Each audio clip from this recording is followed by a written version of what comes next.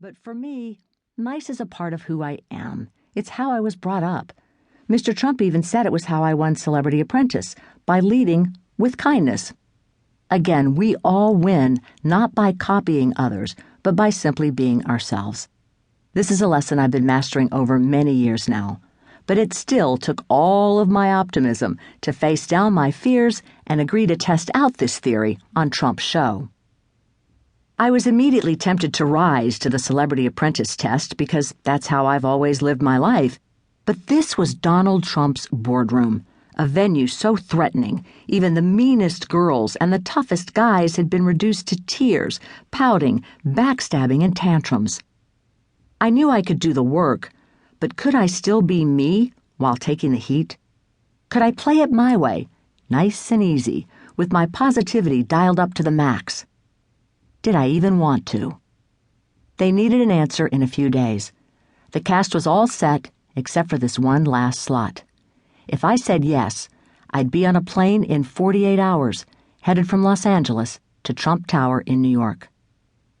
Now, my husband, Stephen, is not only the love of my life, but he also runs our business. He was the one who had originally fielded the call inquiring if I'd be interested in competing on the show. Having had more than 20 years of experience managing talent, from Charlie Sheen to Arsenio Hall, he knows what works and has guided many game-changing decisions for many stars. As my business partner, my husband, and best friend, I value his opinion. From the get-go, Stephen was convinced I should do it, and that I could win. Even my kids encouraged me to go for it. "I don't know, honey," I said skeptically to Stephen. "What if I break down?" "You won't." Stephen knows me well enough to give me the space I need for my self-doubt. I usually talk myself out of it in a few minutes. After a brief strategic pause, he played the best card in his hand. "You know, sweetheart, this can be a real game changer for your charity. That's more than enough incentive to get you to the winner's circle." Bam! There it was. I hate it when he does that. I was backed up against my own passion and staring right at my purpose.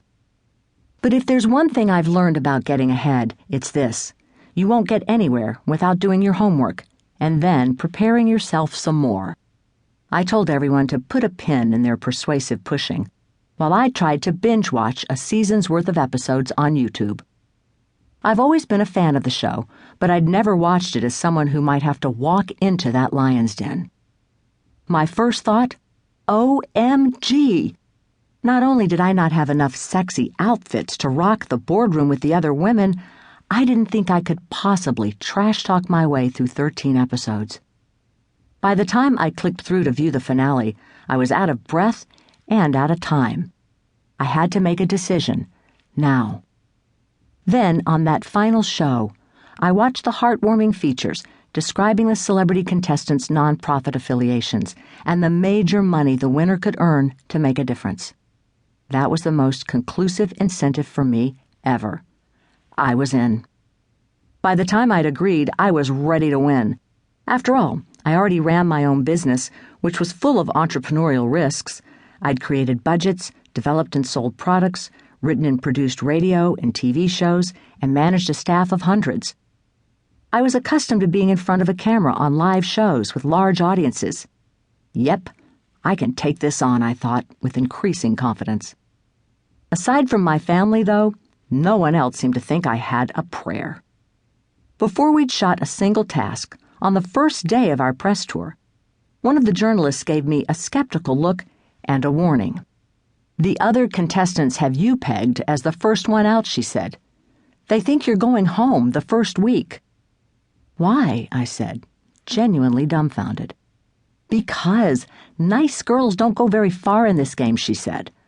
"Look, it's already started. Put your guard up." "Meaning what?" I asked. "Just watch your back," she said. "The game has already begun." I hadn't even met the other contestants yet, and they'd already counted me out.